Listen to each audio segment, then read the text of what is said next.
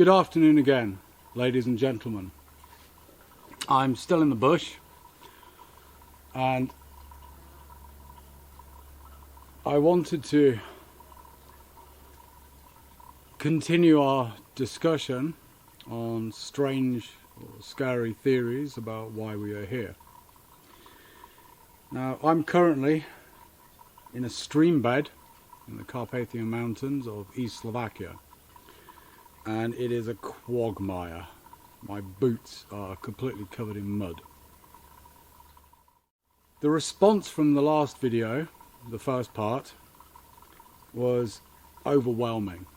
I was so surprised. So many people were happy to share their thoughts on what I said, or give their own thoughts on either what they believe is the reason we are here, or give other unusual philosophies that they have encountered. Something I really enjoy. There were a few who I think missed the points of the exercise.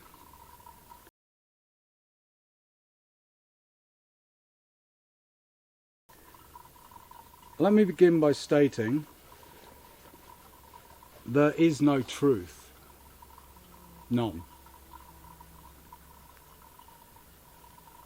Truth changes, it's malleable depending on the year, depending on the culture, the society, period of history, the political situation, the religion. All these things change truth. What is officially true one year, a few years down the road, may be something completely different. And this is obviously aided by propaganda, religious or political.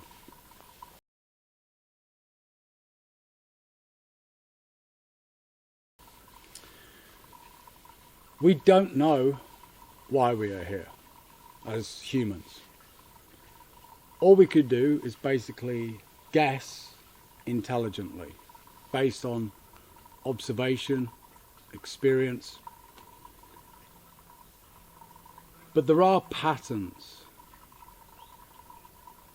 of different belief systems around the world, alienated from one another, actually coming up with very similar, scarily similar concepts.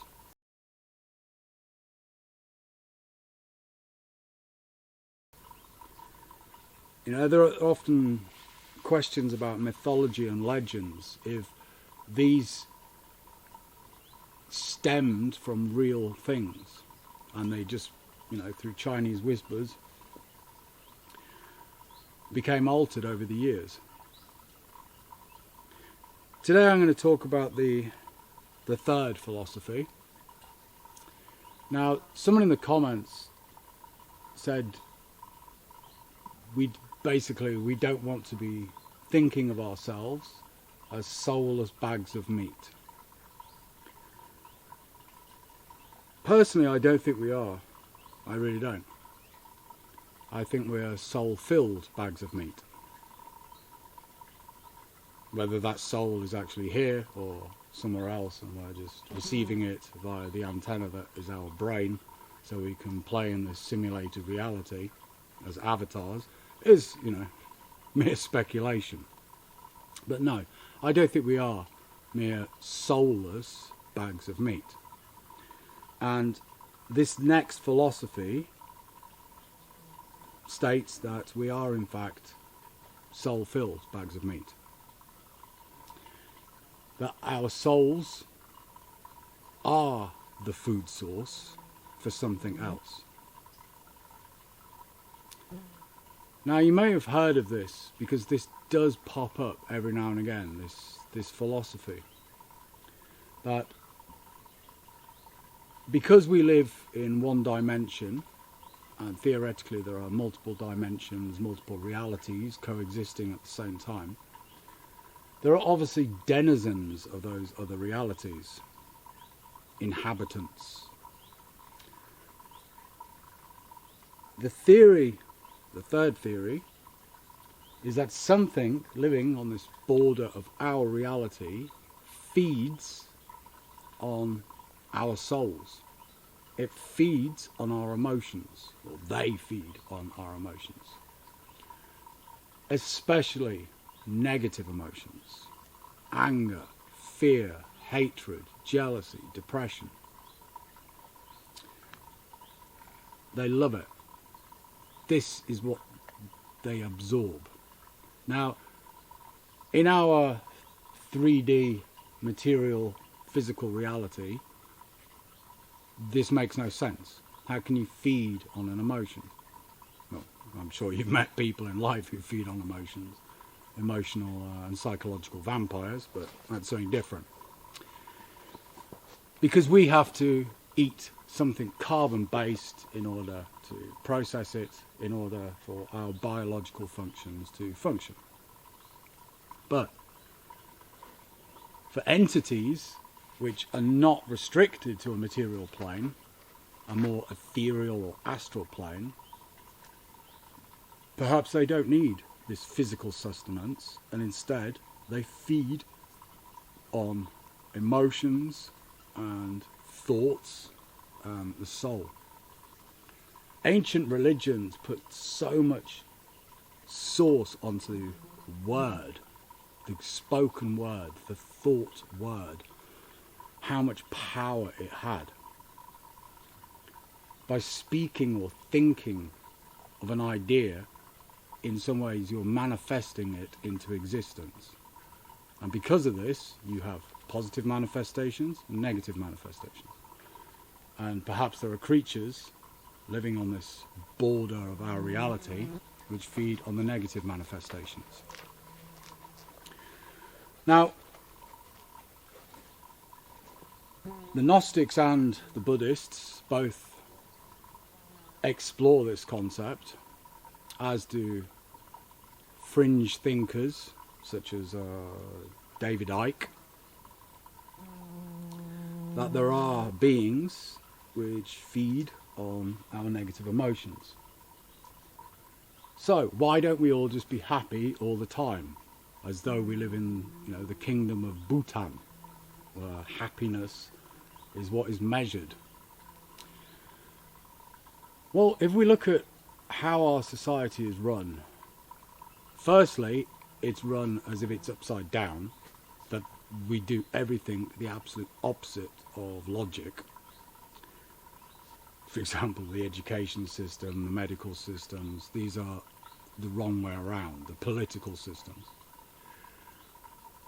But when we look at things like the media, which 24 hours a day bombard us with fear propaganda, car crashes, wars, disease, we're supposed to be continuously afraid for our very existence. We're afraid that we'll do things wrong. We're afraid of people leaving us. We're just afraid all the time. We're afraid of dying because there is no official study of death. So we live this 70 years in abject fear of what happens to us at the end.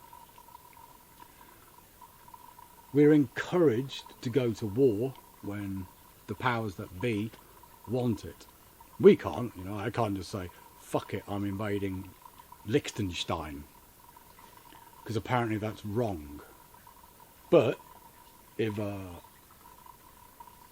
one of the G7 decided to invade Liechtenstein, I'm sure they'd find weapons of mass destruction or oil, and that'd be a good enough reason.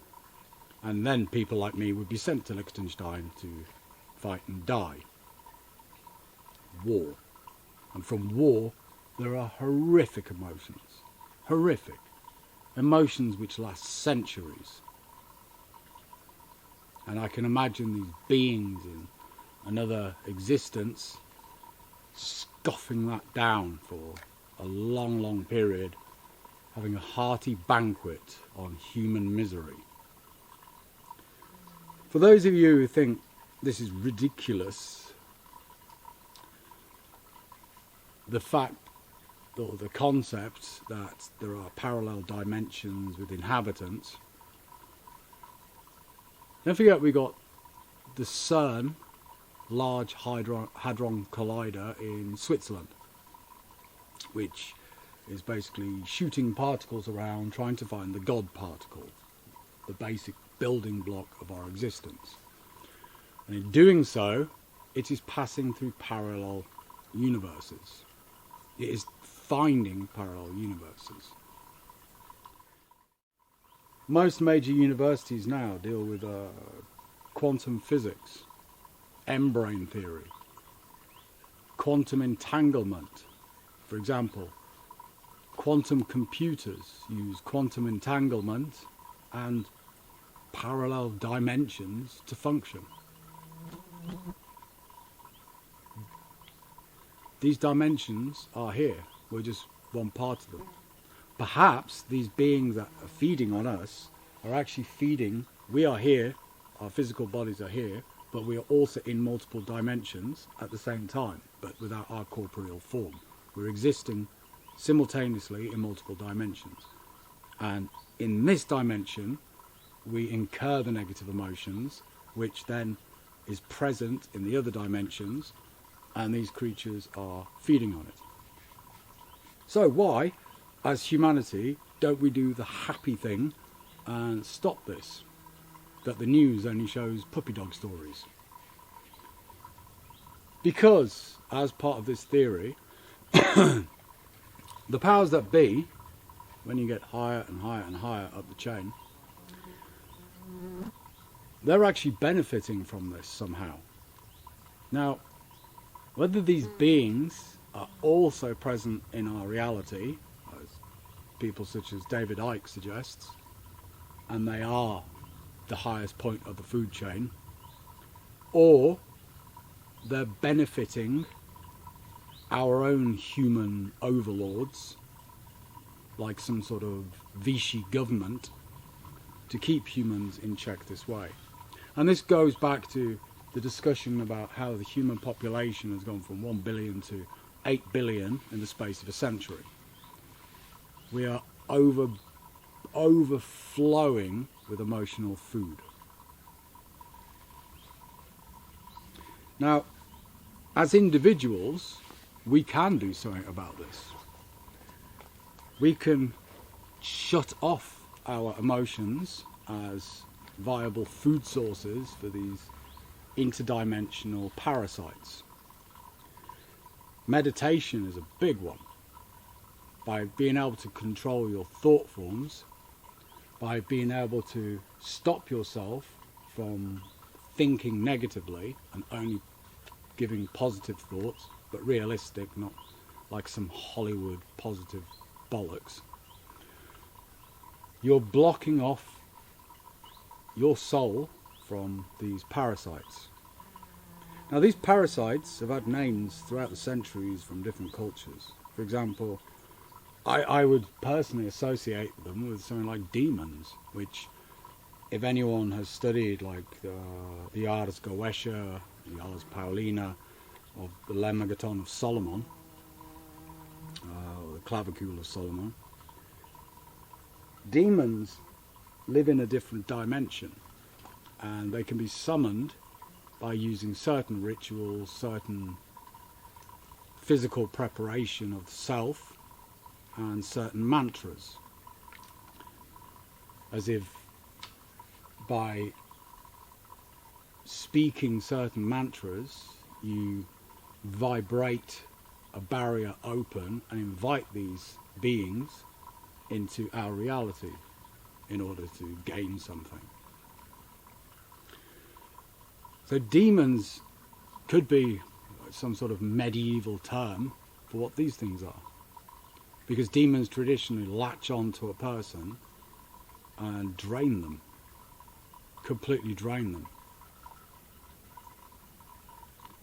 Imagine when you see people walking around the street and their backs are bowed as if they've got the weight of the world on their shoulders, and everything they say is negative.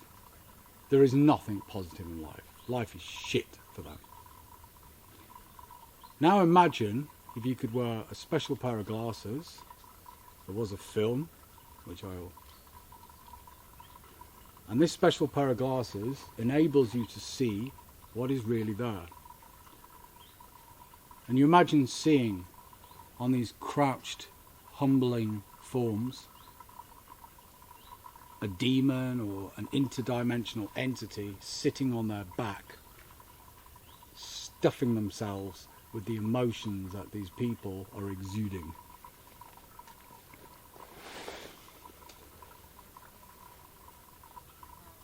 Now, personally, whether this is a true belief, a true theory or not, is irrelevant. But what it does suggest, that basically anything that can be thought of can exist in some form or another. Merely to think of something, as I said about primitive religions, and also through quantum physics, through the observer phenomenon, by concentrating on something, like in the Carpathian, it manifests itself in one reality or another. So we can actually switch this off for ourselves by becoming stronger, more independent individuals. It's one thing going out to the bush and putting yourself to the test, whether you can survive nature. But if you live in a heavy urban environment, you also have to live with other people and their emotions, and not all of them are very nice. You also have to put up with all the radiation, all the electricity in the air, all the sounds, the lights. You need sort of making yourself a stronger individual in that environment, as if you have like a coat of astral armor around you. For those of you who know Curlian photography, it would be like if you were photographed, it would show you with an aura of protection, which comes from you personally as an individual. Be free, but be strong as well. And you have to develop this strength, this inner strength, this self-reliance, this individuality. So if such things as interdimensional parasites are true, or, well, we know the fear propaganda is true. We've just spent a year and a half being hammered with it, and it's still going on. I've seen completely logical individuals now absolutely paranoid of meeting people. Being invited to a birthday party and then quickly being asked, do you have a vaccine certificate? Because if not, I'm afraid we can't risk it. Jesus. Keep your birthday party. Just send me some cake. Learn to work on yourselves as individuals in every environment. Be strong. Be self-reliant.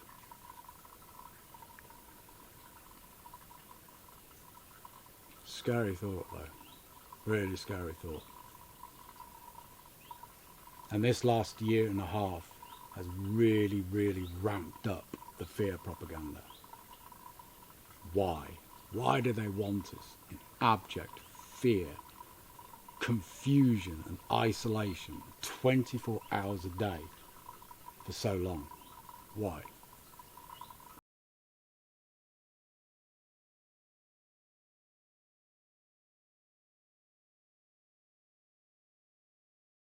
Yes, it does make us easier to control as a population, but perhaps there are levels above what we know as the powers that be, who have a completely different reasoning for their actions. Perhaps something very, very long term, generation after generation long term, which even those of us who observe patterns and deduce how the world will function in the near term and the long term, perhaps is beyond our sight.